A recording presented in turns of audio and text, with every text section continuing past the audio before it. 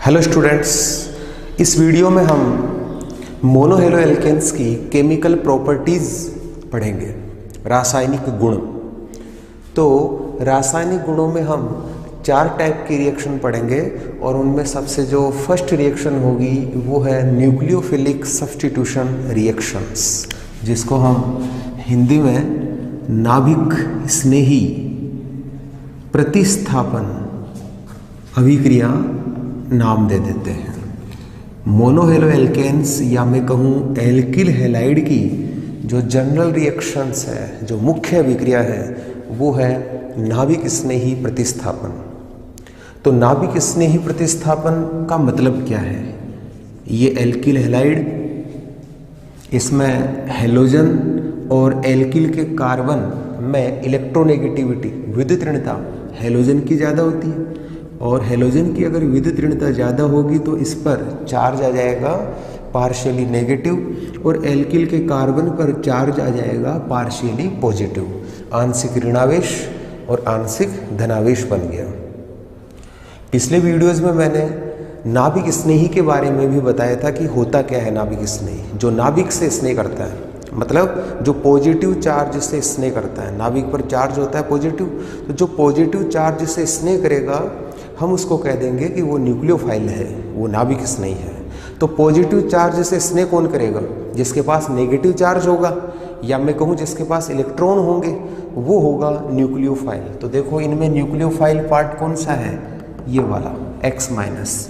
तो अब ये जो पुराना न्यूक्लियोफाइल है, पुराना नाभिक स्नेही है, वो हटेगा और कोई नया न्यूक्लियोफाइल, नया नाभिक स्नेही अगर इसमें जुड़ जाए तो हम इसको कह देंगे कि ये नाभिक स्नेही प्रतिस्थापन है। यहाँ पर X माइनस हटा और ये नया ग्रुप जुड़ गया, नया नाभिक स्नेही जुड़ गया। ये लो, ये लिविंग ग्रुप था, हट गया और प्रोडक्ट बन गया RNU। इसे कहते हैं नाभिक स्नेही प्रतिस्थापन। जैसे मैं एक एग्जाम्पल से स्कोर बताता हूँ। मैंने एल्किल हैलाइड में एग्जाम्पल ले लिया CH3Cl मेथिल क्लोराइड, और मैंने KOH पोटेशियम हाइड्रोक्साइड के साथ रिएक्शन करवा दी इसकी, और पोटेशियम हाइड्रोक्साइड एक्वस है, यहाँ पर जलीय KOH है। तो जलीय KOH के 2 पार्ट हैं, K+ और OH माइनस। तो इसमें न्यूक्लियोफिलिक पार्ट NU माइनस है। वैसे ये न्यूक्लियोफिलिक पार्ट कौन सा है? नाभिक स्नेही भाग कौन सा है? नेगेटिव चार्ज किस पर है? OH माइनस पर। और इसमें आपको मालूम ही है Cl पर नेगेटिव और इस मेथिल के कार्बन पर पॉजिटिव चार्ज है। तो ये न्यूक्लियोफाइल हटेगा और नया न्यूक्लियोफाइल इसमें जुड़ेगा। तो प्रोडक्ट बन गया CH3OH और ये K और Cl निकल गया। ये नाभिक स्नेही प्रतिस्थापन अभिक्रिया का एक एग्जाम्पल मैंने बताया आपको। अब ये जो न्यूक्लियोफिलिक सब्स्टिट्यूशन हो रहा है, नाभिक स्नेही का प्रतिस्थापन हो रहा है, वो 2 टाइप से हो सकता है, 2 प्रकार से हो सकता है। कैसे? एक तो ये हो सकता है कि सबसे पहले ये जो एल्किल हैलाइड के बीच का जो बॉन्ड है वो टूटे। अगर ये बॉन्ड टूटेगा तो एक तो बनेगा R+ और X माइनस। मतलब फर्स्ट स्टेप में, पहले पद में पुराना नाभिक स्नेही पूरा हट गया और ये एल्किल कार्बोकेटाइन बन गया। एल्किल के कार्बन पर पॉजिटिव चार्ज है, तो मैं इसको क्या कह सकता हूँ? कार्बोकेटाइन, कार्ब धनायन बन गया। अब सेकंड स्टेप में क्या होगा? R+ किसी नए नाभिक स्नेही के साथ जुड़ गया। ये नया न्यूक्लियोफाइल आया, इसके साथ जुड़ गया और बन गया प्रोडक्ट RNU। तो ये 2 स्टेप में काम हुआ है, 2 पदों में ये काम हुआ है कि पहले पद में ये पुराना नाभिक स्नेह हटा। हो सकता है कि एल्किल और हैलाइड के बीच का जो बॉन्ड है वो कोई वीक रहा होगा, दुर्बल बंध है, इसलिए टूट गया होगा। आयनाइजेशन इजीली हो गया, जिसका आयनन आसानी से हो गया तो हम कह देंगे X माइनस हट गया और एल्किल कार्बोकेटाइन बना और आगे कोई नया न्यूक्लियोफाइल इस पर अटैक करके प्रोडक्ट बना देगा। 2 पदों में काम हो रहा है। या ये ऐसा भी तो हो सकता था कि एल्किल हैलाइड के बीच का जो कार्बन है, जो बॉन्ड है, वो टूटे नहीं, इजीली टूट नहीं रहा, मतलब इसका आयनाइजेशन इजीली नहीं हो रहा, ये सरलता से आयनीकृत नहीं हो रहा। तो फिर ये जो नया न्यूक्लियोफाइल है इसको जुड़ना तो है, लेकिन जुड़ेगा कैसे? जब तक ये पुराना न्यूक्लियोफाइल हटेगा नहीं तब तक ये जुड़ नहीं सकता। लेकिन ये हट भी नहीं सकता क्योंकि यहाँ का मैंने बॉन्ड ये बता दिया कि थोड़ा स्ट्रॉन्ग है, मतलब ये बॉन्ड इजीली टूट नहीं रहा, ये आयनों में इजीली ब्रेक नहीं हो रहा। तो फिर क्या करें, कैसे इसमें प्रतिस्थापन करवाएं? तो ये जो न्यूक्लियोफाइल, नया जो न्यूक्लियोफाइल है, ये बैक साइड से आएगा, सामने से तो आ नहीं सकता क्योंकि ये भी एक न्यूक्लियोफाइल है। इन दोनों में रिपल्सन होगा, इनमें प्रतिकर्षण होगा, तो ये बैक साइड से आएगा। और जैसे जैसे इस एल्किल के पास आता जाएगा वैसे वैसे ये जो X माइनस है, जो लिविंग ग्रुप है, जो पुराना नाभिक स्नेही है, वो दूर होता जाएगा। कुछ ऐसा होगा, NU नाभिक स्नेही इसके पास आता गया, यहाँ पर बॉन्ड बनता गया एल्किल और NU के बीच में, और ये वाला बॉन्ड टूटना स्टार्ट हो गया। X पर भी चार्ज नेगेटिव है, ये लोग पार्शियली नेगेटिव मैंने बना दी इनके। जैसे ही यहां पर बॉन्ड पूरा बन जाएगा वैसे ही ये बॉन्ड पूरा टूट जाएगा। काम तो वही हुआ है कि पुराना जो नाभिक स्नेही था वो हट गया और नया नाभिक स्नेही जुड़ गया, लेकिन कुछ अलग ढंग से इसमें जुड़ा है। यहाँ पर ये 2 पदों में काम हो रहा है, 2 स्टेप है, लेकिन यहाँ जो नया नाभिक स्नेही था वो इसके पास आता गया और पुराना दूर होता गया।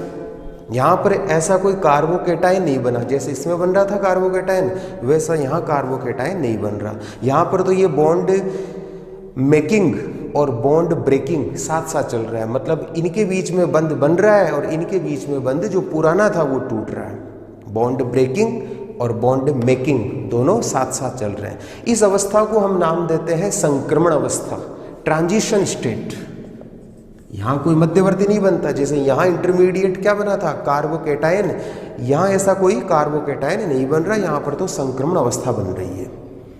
यहाँ 2 पदों में हो रहा है काम, यहाँ ऐसा कोई पद नहीं है, केवल एक स्टेप पे काम हो रहा है कि जैसे जैसे पुराना न्यूक्लियोफाइल, या मैं कहूँ जैसे जैसे नया न्यूक्लियोफाइल बैक साइड से पास आता गया वैसे वैसे पुराना न्यूक्लियोफाइल दूर होता गया। फाइनली नया न्यूक्लियोफाइल जुड़ गया पूरा पूरा और पुराना न्यूक्लियोफाइल हट गया पूरा पूरा, तो मैं कह दूंगा प्रोडक्ट बन गया। तो ये 1 स्टेप प्रोसेस है। तो कहने का मतलब नाभिक स्नेही का प्रतिस्थापन जो है वो 2 प्रकार से हो सकता है। तो हम कह देंगे नाभिक स्नेही प्रतिस्थापन एकाणुक SN1 और दूसरी होगी नाभिक स्नेही प्रतिस्थापन द्विअणुक यूनिमोलिकुलर न्यूक्लियोफिलिक सब्स्टिट्यूशन। बाइमोलिकुलर मतलब द्विअणुक, बाइमोलिकुलर न्यूक्लियोफिलिक सब्स्टिट्यूशन। तो 2 प्रकार की जो नाभिक स्नेही प्रतिस्थापन है इनको अब हम डिटेल से पढ़ लेते हैं। एक SN1 और एक SN2। एक है SN1 मतलब यूनिमोलिकुलर न्यूक्लियोफिलिक सब्स्टिट्यूशन, एकाणुक नाभिक स्नेही प्रतिस्थापन, और दूसरा SN2 बाइमोलिकुलर न्यूक्लियोफिलिक सब्स्टिट्यूशन, द्विअणुक नाभिक स्नेही प्रतिस्थापन। अभी इनका मतलब समझेंगे एकाणुक द्विअणुक क्या है।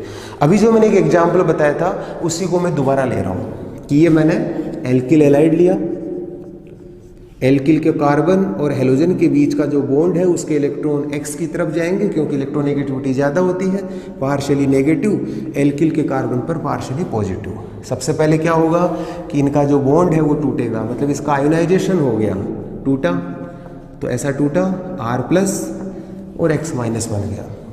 इनमें अट्रैक्शन भी तो होता है प्लस माइनस, हो सकता है वापस से ये जुड़ जाए, तो ये रिवर्सिबल रिएक्शन है, उत्क्रमणीय अभिक्रिया है ये। और ये जो है स्लो स्टेप में चलता है काम, मतलब ये जो स्टेप है वो इसकी जो रेट है, इस अभिक्रिया का जो वेग है वो बहुत ही धीमा है, धीमी गति से होने वाला ये पद होगा।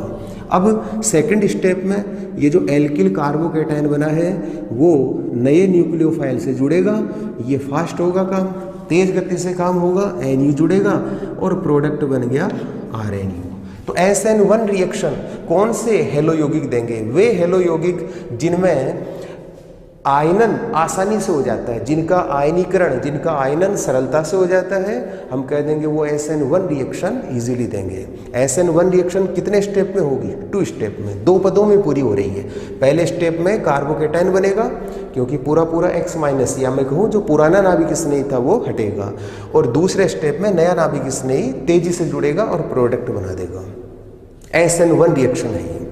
इंटरमीडिएट क्या बन रहा है, कार्बोकेटाइन बन रहा है। कितने स्टेप में हुआ, 2 स्टेप में काम हुआ। पहला स्टेप स्लो है, दूसरा स्टेप फास्ट है, तेजी से होने वाला काम है।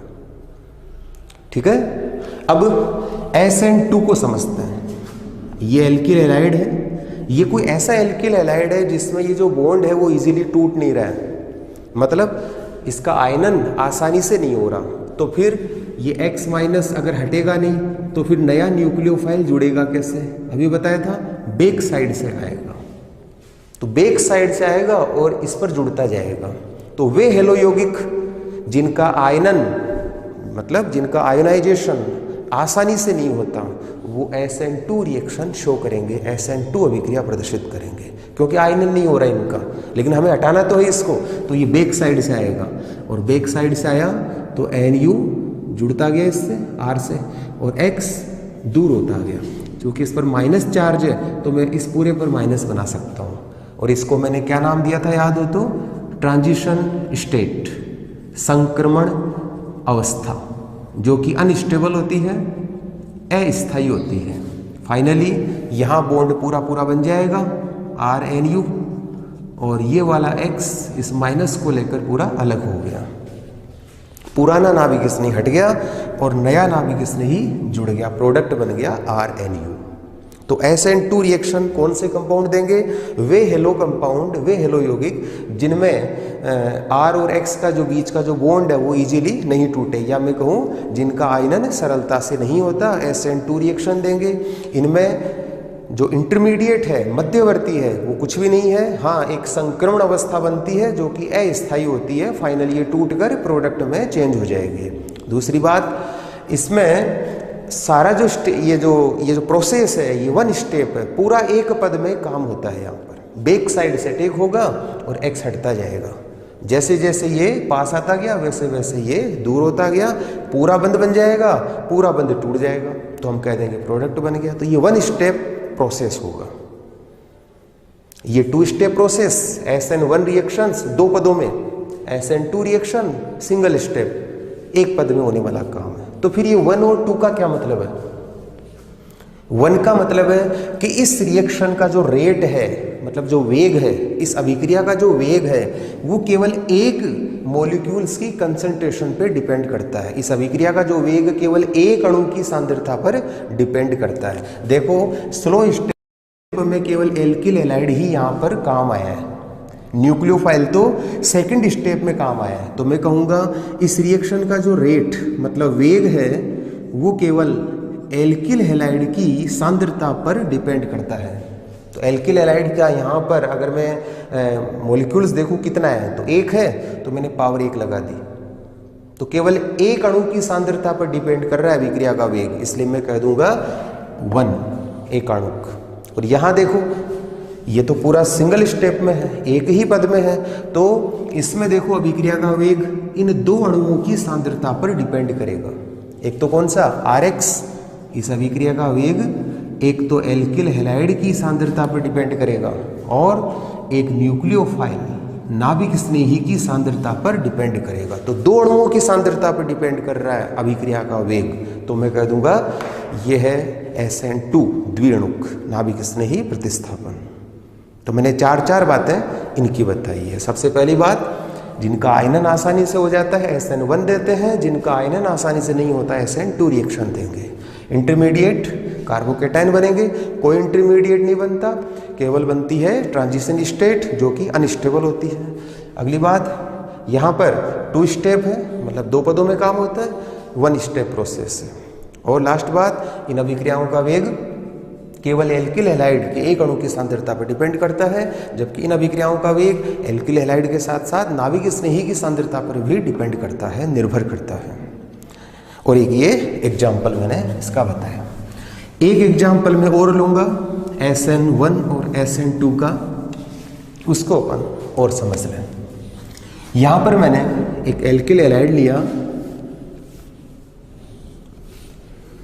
ये वाला, जिसमें 3 मेथिल जोड़ दी एक कार्बन से, और यहाँ पर मैंने हेलोजन जोड़ दिया Cl। ये टर्शरी है, ये तृतीयक एल्किल हैलाइड का एक एग्जाम्पल है। फर्स्ट स्टेप में क्या होगा बताओ, C और Cl के बीच का बॉन्ड टूटेगा और इजीली टूटेगा। क्यों टूटेगा इजीली? क्योंकि तीन तीन मेथिल जो प्लस आई इफेक्ट शो करते हैं, प्लस आई प्रभाव प्रदर्शित करते हैं। आई का मतलब इंडक्टिव और प्लस आई का मतलब है जो इलेक्ट्रॉनों को अपने से दूर धकेलते हैं। तो तीनों CH3 इन कोवेलेंट बॉन्ड के इलेक्ट्रॉनों को अपने से दूर धकेलेंगे, इस कार्बन की ओर धकेलेंगे और कार्बन से होते हुए किधर, Cl की ओर जाएंगे। तो यहाँ पर इलेक्ट्रोनेगेटिविटी तो पहले ही चेंज थी, Cl पर माइनस और कार्बन पे प्लस आ रहा था, लेकिन तीनों इन बॉन्ड के जो इलेक्ट्रॉन है वो भी इधर ही जा रहे हैं, तो इजीली ये जो Cl है वो निकल जाएगा। इससे मतलब ये जो बॉन्ड है वो इजीली टूटेगा। तो क्या बनेगा यहाँ, C, तीन मेथिल इस कार्बन पर जुड़ रहे हैं, आसानी से हो गया इसका आयनन, और ये Cl माइनस हट गया, पुराना नाभिक इसमें हट गया, ये इंटरमीडिएट बना है। और इस इंटरमीडिएट की आप ज्यामिति देखो कैसी है, ज्योमेट्री आप बता सकते हो। तीन मेथिल हैं और कार्बन पर पॉजिटिव है, ये प्लेनर है भाई, एक प्लेन पर तीनों CH3 लगे हुए हैं, ये तीन कोनों पर तीन CH3 जा रहे हैं, प्लेनर ट्रायंगुलर इस ज्योमेट्री का नाम है। समतल त्रिकोणीय ज्यामिति है। कार्बोकेटाइन बन गया। मैं आपसे पूछूं बताओ ये कार्बोकेटाइन कितने डिग्री है, 1 डिग्री, 2 डिग्री या 3 डिग्री? दिख रहा है साफ साफ, कार्बन पर पॉजिटिव चार्ज है, वो कार्बन तीन कार्बन के बीच है, तो मैं कह दूंगा ये 3 डिग्री कार्बोकेटाइन है। अगर किसी रिएक्शन में, ध्यान से सुनना, अगर किसी रिएक्शन में कार्बोकेटाइन बने तो आप उसको स्टेबल करने की भी सोचो। कार्बोकेटाइन एक होता है 1 डिग्री, एक होता है 2 डिग्री और एक होता है ये 3 डिग्री। तो रीअरेंजमेंट के द्वारा कोई भी कार्बोकेटाइन अगर स्टेबल होता है तो आप उसको पहले स्टेबल करो। सबसे ज़्यादा स्टेबल कौन सा होता है, 3 डिग्री, उससे कम 2 डिग्री और सबसे कम 1 डिग्री। तो किसी रिएक्शन में अगर कोई कार्बोकेटाइन बन रहा है, मान लो 1 डिग्री कार्बोकेटाइन बन गया, और अगर वो रीअरेंजमेंट से, पुनर्विन्यास से 2 डिग्री या फिर 3 डिग्री कार्बोकेटाइन में चेंज हो रहा हो, तो आपको पहले रीअरेंजमेंट करवाना पड़ेगा, उसको स्टेबल कार्बोकेटाइन में चेंज करना पड़ेगा। यहाँ पर तो 3 डिग्री बन रहा है कार्बोकेटाइन, मोर स्टेबल है। अब नया नाभिक इसमें मान लो कोई ये OH माइनस आया, ये जुड़ेगा और प्रोडक्ट बन जाएगा 3 CH3 और C से OH जुड़ गया, ये उत्पाद बन गया, प्रोडक्ट बन गया। 2 स्टेप प्रोसेस SN1 रिएक्शन से। इसका आयनाइजेशन इजीली हुआ। क्यों हुआ? क्योंकि तीन तीन मेथिल अपने सहसंयोजक बंध के इलेक्ट्रॉनों को अपने से दूर धकेल रहे थे। धक्का लगाने वाले प्रभाव ये एल्किल रखते हैं। SN2 रिएक्शन, इसकी मैं एक एग्जांपल और बता देता हूं। मैंने एक कार्बन से 3 H जोड़े और एक हेलोजन जोड़ दिया, एल्किल हैलाइड ले लिया मैंने छोटा सा। यहां पर भी इलेक्ट्रोनेगेटिविटी तो अलग अलग है, Cl पर पार्शियली नेगेटिव और कार्बन पर पार्शियली पॉजिटिव चार्ज तो इलेक्ट्रोनेगेटिविटी के कारण जनरेट हो गया। अब क्या ये बॉन्ड इजीली टूटेगा? बिल्कुल नहीं, क्योंकि यहाँ पर तो H जुड़ रहे हैं, इस जगह तो 3 CH3 थे। CH3 का जो इफेक्ट होता है वो तो मैंने बताया था प्लस I, धक्का लगाने वाला प्रभाव था, लेकिन यहाँ तो H जुड़ रहे हैं, H का कोई प्रभाव नहीं होता। H इन बंध के इलेक्ट्रॉनों को ना तो खींचता है और ना ही धकेलता है, तो फिर ये बॉन्ड इजीली नहीं टूटेगा। अब ये जो नया न्यूक्लियोफाइल है ये वेट कर रहा है कि कब ये हटे और कब जुड़ूं, तो ये तो हटेगा नहीं। क्यों नहीं हटेगा? क्योंकि ये बॉन्ड इजीली नहीं टूटेगा। अब नहीं टूटेगा तो इसको तो जुड़ना है, तो ये बैक साइड से आएगा फिर, और जैसे जैसे इस कार्बन के पास आता जाएगा वैसे वैसे ये Cl दूर होता जाएगा। तो क्या बनेगी इससे? Transition state. ये OH को बैक साइड से जोड़ रहा हूं मैं, यहाँ पर बॉन्ड बनना स्टार्ट होगा और ये वाला बॉन्ड टूटना स्टार्ट होगा। ये लो, और 3 H है, इनको मैंने और जोड़ दिया। और चार्ज कौन सा है न्यूक्लियोफाइल पर? देखो नेगेटिव, तो मैं नेगेटिव लगा देता हूँ। ये बन गई ट्रांजिशन स्टेट, जो कि कैसी होती है? अनस्टेबल। फाइनली क्या होगा? यहाँ पर बॉन्ड पूरा पूरा बनेगा और ये बॉन्ड पूरा हटेगा, तो Cl माइनस को लेकर पूरा अलग, और 3 इससे H जुड़ ही रहेंगे, CH3, और यहाँ जुड़ गया OH। प्रोडक्ट बन गया, पुराना हट गया Cl- और नया OH जुड़ गया, लेकिन बैक साइड से जुड़ा है। तो बैक साइड से जुड़ रहा है SN2 रिएक्शंस में। तो वे हेलो कंपाउंड जिनका आयनन इजीली नहीं होता, जिनका ये पुराना नाभिक स्नेही आसानी से हटता नहीं, तो हम उनको फिर हटाने के लिए बैक साइड से अटैक करवाएंगे, मतलब SN2 रिएक्शन शो करेंगे ऐसे हेलो कंपाउंड। ट्रांजिशन स्टेट बनी रही है और आगे जाकर प्रोडक्ट बन गया। ठीक है, यहां पर एक एग्जाम्पल मैं इसका और लूंगा, SN1 का और SN2 का।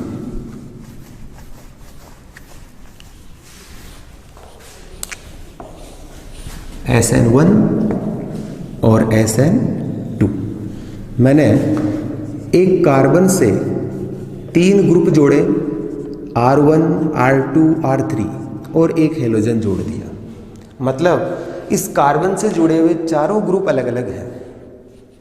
अगर किसी कार्बन से जुड़े हुए या एक कंपाउंड ऐसा हो जिसमें एक कार्बन से जुड़े हुए चारों ग्रुप अलग अलग हों, चारों समूह भिन्न भिन्न हो, तो हम कह देते हैं वो ऑप्टिकली एक्टिव होगा, वो प्रकाशिक सक्रिय होगा।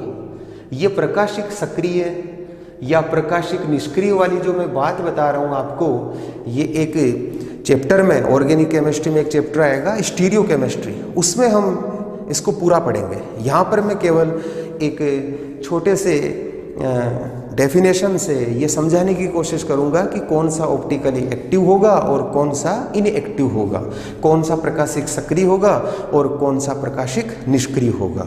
तो किसी कंपाउंड में कोई एक कार्बन ऐसा हो जिससे जुड़े चारों समूह अलग अलग हों, तो हम कह देंगे वो कैसा होगा, ऑप्टिकली एक्टिव। और अगर चारों समूह अलग अलग नहीं हो तो वो होगा ऑप्टिकली इनएक्टिव।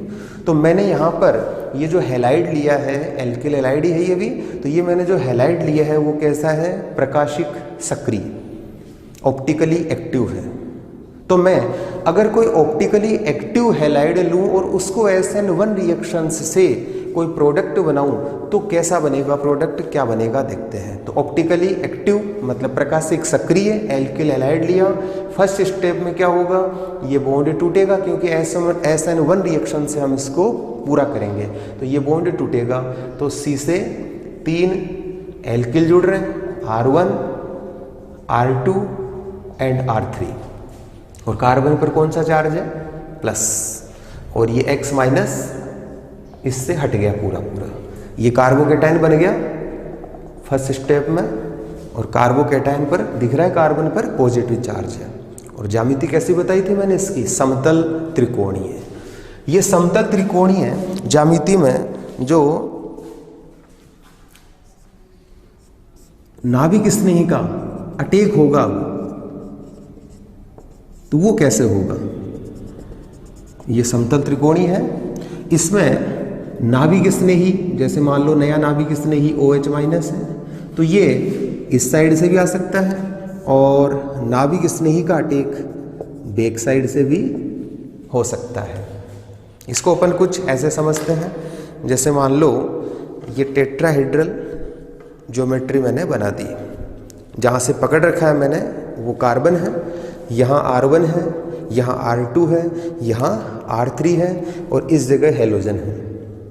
ठीक है, तो सबसे पहला काम क्या होगा SN1 में, ये पुराना नाभिक स्नेही हट गया, अभी टेट्राहेड्रल है ये, अभी हट गया, इसको मैंने रख दिया। ये ज्योमेट्री कौन सी हो गई, समतल त्रिकोणीय। ये प्लेनर है, एक प्लेन पर तीनों आ गए बॉन्ड, R1, R2, R3 यहाँ लगे हुए हैं। कार्बन पर कौन सा चार्ज आ गया, प्लस, ये बन गया। ठीक है, अब आया नया नाभिक स्नेही, ये मान लो नया कोई न्यूक्लियोफाइल OH माइनस है, जैसे यहाँ आ रहा है। अब ये OH आयन इस साइड से भी आकर अटैक कर सकता है, जुड़ सकता है, और बैक साइड से भी आ सकता है। मान लो इस टाइप के कार्बोकेटाइन 100 बन गए, इसके टोटल 100 अणु थे, तो कार्बोकेटाइन भी कितने बने, 100 में से 50 पर तो नाभिक स्नेही इधर जुड़ेगा और 50 पर नाभिक स्नेही बैक साइड से जुड़ेगा। तो 2 टाइप के प्रोडक्ट बनेंगे, लेकिन 2 टाइप के प्रोडक्ट जो बन रहे हैं वो कब बनेंगे, जब ये कैसा हो, यहाँ पर एल्किल हैलाइड ऑप्टिकली एक्टिव, प्रकाशिक सक्रिय हो। प्रकाशिक सक्रिय का मतलब क्या है, जिससे जुड़े चारों समूह अलग अलग हों। तो यहाँ पर 2 टाइप के जो प्रोडक्ट बने उनमें एक तरह तो मतलब एक साइड में तो OH इधर जुड़ेगा, तो एक तो प्रोडक्ट ये बना R1 R2 R3 और OH। और अगर बैक साइड से OH जुड़ेगा तो क्या होगा, देखो R1C R2 R3 और ये OH जुड़ गया। एक में मैंने बैक साइड से जोड़ दिया और एक में मैंने इधर से जोड़ दिया। 50% ये बनेगा और 50% ये बनेगा, दोनों बनेंगे प्रोडक्ट। और ये भी देखो ऑप्टिकली एक्टिव है क्योंकि इनमें जुड़े चारों समूह अलग अलग हैं, R1 है R2 है R3 है और OH है, यहाँ पर भी अलग अलग है। लेकिन इनका कॉन्फ़िगरेशन देखो आप, इनका कॉन्फ़िगरेशन कुछ अलग है। एक में OH इधर जुड़ रहा है और एक में OH बिल्कुल बैक साइड में जुड़ रहा है, अपोजिट जुड़ रहा है। यहाँ पर इस प्रोडक्ट में OH उसी साइड जुड़ रहा है, इस प्रोडक्ट में OH जो नया नाभिक स्नेह था वो उसी साइड जुड़ा है जिधर पहले नाभिक स्नेह था। ये पुराना नाभिक स्नेह इधर था, इसमें भी OH इधर ही जुड़ा है। लेकिन दूसरा जो प्रोडक्ट बना है 50% जो दूसरा उत्पाद बना है उसमें जो नया OH था, नया नाभिक स्नेह था, वो बिल्कुल बैक साइड में जुड़ा है। तो अगर उसी जगह नाभिक स्नेह जुड़े जहां पहले नाभिक स्नेह था, उसको हम कहते हैं रिटेंशन ऑफ कॉन्फ़िगरेशन, विन्यास का धारण। वही विन्यास आ गया, इधर है X माइनस, इसमें भी OH माइनस इधर ही जुड़ा है। पुराना जहां था नाभिक स्नेही वहीं पर नया जुड़ा है। और इसमें देखो बैक साइड से हुआ है, तो इस विन्यास का प्रतिपन हो गया, इन्वर्जन हो गया। हम इसको कह देंगे इन्वर्जन ऑफ कॉन्फ़िगरेशन, विन्यास का प्रतिपन। तो अगर इस टाइप के टोटल 100 मॉलिक्यूल्स होते, इस टाइप के कार्बोकेटाइन 100 बनते रिएक्शन में, तो मैं कह देता 50% या जो 50 जो अणु हैं उत्पाद के, उनका तो इन्वर्जन से बनते वो तो, और 50 जो बनते वो धारण से बनते, रिटेंशन से बनते। इन दोनों की ऑप्टिकली एक्टिव या इनएक्टिविटी की बात करूं तो दोनों ऑप्टिकली एक्टिव हैं, प्रकाशिक सक्रिय हैं। हाँ, दोनों में से एक प्रकाश के तल को, प्लेन पोलराइज्ड लाइट, एक नया शब्द और आया है, प्लेन पोलराइज्ड लाइट, जिसको हम नाम दे रहे हैं समतल ध्रुवित प्रकाश। इसकी भी हम डिटेल पढ़ेंगे स्टीरियो केमिस्ट्री में। यहाँ केवल मैं प्रकाश से संबंधित बात कर रहा हूँ कि एक प्रकाश के तल को दाईं तरफ घुमाएगा और दूसरा प्रकाश के तल को बाईं तरफ घुमाएगा। और दोनों का अगर मैं मिश्रण बना दूं, क्योंकि यहाँ पर दोनों बन रहे हैं, तो जो मिश्रण मिलेगा, हमें मिक्सचर मिलेगा, उसको हम नाम दे देंगे रेसेमिक मिक्सचर। इसको हम क्या नाम देंगे? Racemic mixture. तो SN1 रिएक्शन अगर कोई एल्किल हैलाइड ऐसा शो करे जिसमें चारों ग्रुप अलग अलग हों, मतलब प्रकाशिक सक्रिय एल्किल हैलाइड अगर SN1 रिएक्शन शो करेगा, तो प्रोडक्ट जो बनेंगे वो रेसिमीजेशन से बनेंगे, रेसिमीकरण से बनेंगे। 50% बनेगा ये वाला, 50% बनेगा ये वाला। 50% बनेगा जो प्रकाश के तल को दाईं तरफ घुमाएगा और 50% ऐसा बनेगा जो प्रकाश के तल को बाईं तरफ घुमाएगा। तो दोनों का मिक्सचर आपको मिला है और उस मिक्सचर को हम क्या नाम दे देते हैं? Racemic mixture. अब मैं SN2 रिएक्शन को और समझाता हूं एक ऐसे ही एग्जांपल से। मान लो इस कार्बन से मैंने 4 ग्रुप जोड़े, एक R जोड़ दिया, एक Cl या X जोड़ दिया, और एक मैंने जोड़ दिया H और एक जोड़ दिया R2। आप देखो इसमें भी चारों ग्रुप अलग अलग हैं। अगर चारों ग्रुप अलग अलग होंगे तो ये भी कैसा होगा? ऑप्टिकली एक्टिव, प्रकाशिक सक्रिय। ये भी ऑप्टिकली एक्टिव है और ये भी कैसा था? प्रकाशिक सक्रिय, ऑप्टिकली एक्टिव है ये भी। मान लो इसका आयनाइजेशन इजीली नहीं हो रहा, मतलब जो पुराना नाभिक स्नेह था वो इजीली इससे हट नहीं रहा है, तो फिर ये जो नया नाभिक स्नेह है वो बैक साइड से आएगा, इधर से आएगा, इस साइड से जुड़ता जाएगा, पास आता जाएगा, ये दूर होता जाएगा। तो यहाँ पर प्रोडक्ट कैसे बनेगा अभी बताया था, उसी को मैं प्रकाशिक सक्रिय वाले एग्जाम्पल से और बता रहा हूँ। R1 R2 R3, R1 R2 और एक H जुड़ रहा है, तो मैं यहाँ पर H जोड़ देता हूँ मैं, R1H और R2, ये X दूर होता गया और ये OH पास आता गया, ट्रांजिशन स्टेट बन गई। और इसे ट्रांजिशन स्टेट की ज्योमेट्री देखो आप, समतल में तो ये दिख रहे हैं और एक OH इधर है और एक X इधर है, इसको हम कहते हैं ट्राइगोनल बाईपिरामिडल, त्रिकोणीय द्विपिरामिडी। एक पिरामिड इस OH के साथ बनेगा और एक पिरामिड इस X के साथ बनेगा, तो इसकी ज्यामिति बनेगी TBP। ट्रांजिशन स्टेट है, अनस्टेबल है, फाइनली क्या होगा, X माइनस पूरा अलग होगा और OH पूरा पूरा जुड़ गया, तो C R1 H R2 और ये OH, ये बन गया प्रोडक्ट, उत्पाद। तो बताइए SN2 रिएक्शन से अगर मैंने इसको पूरा करवाया रिएक्शन को, तो यहाँ पर जो प्रोडक्ट बना है वो विन्यास के धारण से बना या विन्यास के प्रतिपन्न से बना। मतलब यहाँ पर रिटेंशन हुआ या इन्वर्जन हुआ, मतलब यहाँ पर नया नाभिक स्नेही बैक साइड में जुड़ा या उसी जगह जुड़ा जहाँ पर पहले नाभिक स्नेही था। बिल्कुल दिख रहा है इसमें बैक साइड में, इधर देखो इसमें नाभिक स्नेही इस साइड है, जबकि जो प्रोडक्ट बना हुआ उसमें नाभिक स्नेही बिल्कुल बैक साइड में जुड़ा है। तो यहाँ पर केवल और केवल इन्वर्जन ही होगा, ये लो। और इस इन्वर्जन को हम नाम दे देते हैं वाल्डन इन्वर्जन, वाल्डन इन्वर्जन। तो वाल्डन इन्वर्जन SN1 में होगा या SN2 में, SN2 रिएक्शंस में होगा। यहाँ पर तो दोनों हो रहे हैं, देखो अगर कोई ऑप्टिकली एक्टिव हैलाइड ले लिया जाए तो इसमें दोनों होंगे, रिटेंशन भी होगा और इन्वर्जन भी होगा और रेसेमिजेशन के साथ प्रोडक्ट बनेंगे। मतलब 50% ये बनेगा, 50% ये बनेगा, लेकिन यहाँ पर तो केवल इन्वर्जन ही होगा। वाल्डन साइंटिस्ट ने समझाया था, इसलिए हम इसको वाल्डन इन्वर्जन कह देंगे कि जैसे जैसे पुराना नाभिक स्नेही इससे दूर होगा, उससे पहले नया नाभिक स्नेही इसके बैक साइड से पास आता जाएगा।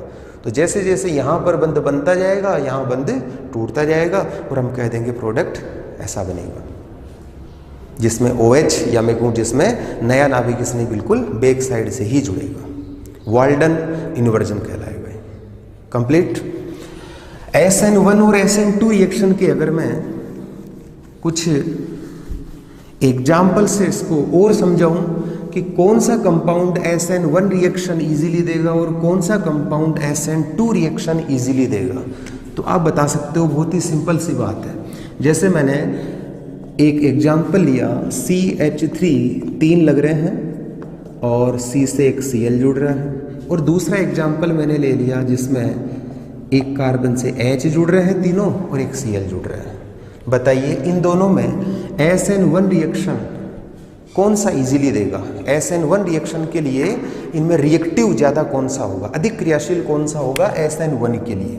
तो मैंने बताई थी सबसे पहली बात कि SN1 रिएक्शन में वो एल्किल हैलाइड या वो हेलो यौगिक इजीली देते हैं जिनका आयोनाइजेशन इजीली होता है। यहाँ पर तीनों मेथिल क्या करेंगे, बंद के इलेक्ट्रॉनों को अपने से दूर धकेलेंगे और ये बॉन्ड टूटेगा, लेकिन यहाँ पर H लग रहे हैं तो ये बॉन्ड इजीली नहीं टूटेगा। तो हम कह देंगे SN1 रिएक्शन ये इजीली देगा। तो ये SN2 के लिए ज़्यादा क्रियाशील हुआ। या मैं कह सकता था, बताओ बैक साइड से अटैक किस पर इजीली होगा, इस पर या इस पर? बिल्कुल इस पर होगा, क्योंकि यहाँ छोटे छोटे ग्रुप जुड़ रहे हैं। अगर छोटे ग्रुप होंगे तो OH इजीली आकर बैक साइड से जुड़ेगा इस कार्बन से। स्टेरिक हिंड्रेंस, त्रिविम बाधा कम रहेगी। अगर यहाँ बड़े एल्किल आ जाते कोई, जैसे यहाँ पर मेथिल आ रहा है, वैसे अगर यहाँ पर भी कोई बड़े एल्किल आ जाते तो मैं कह देता ये बैक साइड से अटैक नहीं कर पाता। तो जिसमें बैक साइड से इजीली अटैक हो जाए तो हम कह देंगे वो SN2 रिएक्शंस देंगे, और जिसका आयोनाइजेशन इजीली हो जाए वो SN1 रिएक्शंस शो करेंगे। अच्छा ये बताओ, ये एल्किल हैलाइड कितने डिग्री है? हेलोजन जिस कार्बन से जुड़ रहा है वो 3 डिग्री कार्बन है। तो मैं कह सकता हूँ कि अपने पास अगर एल्किल हैलाइड 3 टाइप के हों, 1 डिग्री, 2 डिग्री और 3 डिग्री, तो उनमें SN1 रिएक्शन के लिए सबसे ज़्यादा रिएक्टिव, सबसे ज़्यादा क्रियाशील कौन सा होगा? 3 डिग्री, उसके बाद 2 डिग्री और सबसे कम 1 डिग्री। और यहाँ पर SN1 का था ये तो, और SN2 रिएक्शन के लिए अगर मैं देखूँ तो 3 डिग्री, 2 डिग्री और 1 डिग्री। मतलब 1 डिग्री जो है वो मोर रिएक्टिव होगा, ज़्यादा क्रियाशील होगा। क्लियर? तो केवल एल्किल हैलाइड मैंने लिए। 3 टाइप के एल्किल हैलाइड होते हैं, ये मैंने आपको पिछले वीडियो में बता दिया था। एक तो होता है 3 डिग्री, एक होता है 2 डिग्री और एक होता है 1 डिग्री। तो SN1 रिएक्शंस के लिए सबसे ज़्यादा क्रियाशील कौन सा होगा? 3 डिग्री। और SN2 रिएक्शन के लिए अगर मैं एल्किल हैलाइड की रिएक्टिविटी ऑर्डर आपसे पूछूं तो ये होगा 3 डिग्री, 2 डिग्री और 1 डिग्री में सबसे ज़्यादा रिएक्टिव होगा ये 1 डिग्री, क्योंकि बैक साइड से उसमें इजीली अटैक होता है। तो इसको अपन कुछ क्वेश्चंस के रूप में और करते हैं। तो क्वेश्चन अपना यही है कि 2 कंपाउंड दूंगा, उनमें से आपको बताना है कि SN1 रिएक्शंस के लिए ज़्यादा रिएक्टिव कौन सा होगा या SN2 रिएक्शन के लिए ज़्यादा रिएक्टिव कौन सा होगा। Arrange the following compound in order of reactivity towards SN1 reactions. सबसे पहले हम SN1 रिएक्शंस की बात करते हैं। जैसे मैंने 2 कंपाउंड यहाँ लिख दिए, एक तो लिख दिया ये और एक लिख दिया CH3CH2Cl। बताओ इन दोनों में से SN1 रिएक्शंस के लिए ज़्यादा क्रियाशील कौन सा होगा? बिल्कुल ये होगा, 3 डिग्री है और ये 1 डिग्री है, तो 3 डिग्री ज़्यादा होगा, क्योंकि 3 डिग्री, 2 डिग्री, 1 डिग्री ये रिएक्टिविटी ऑर्डर होगा एल्किल हैलाइड के लिए, SN1 रिएक्शंस के लिए। और मैं पूछता SN2 के लिए ज़्यादा क्रियाशील कौन सा है, तो वो जाता हूँ। एक एग्जाम्पल और देखो, CH3 CH2 CH2 CH2Br और एक मैंने ले लिया ये वाला।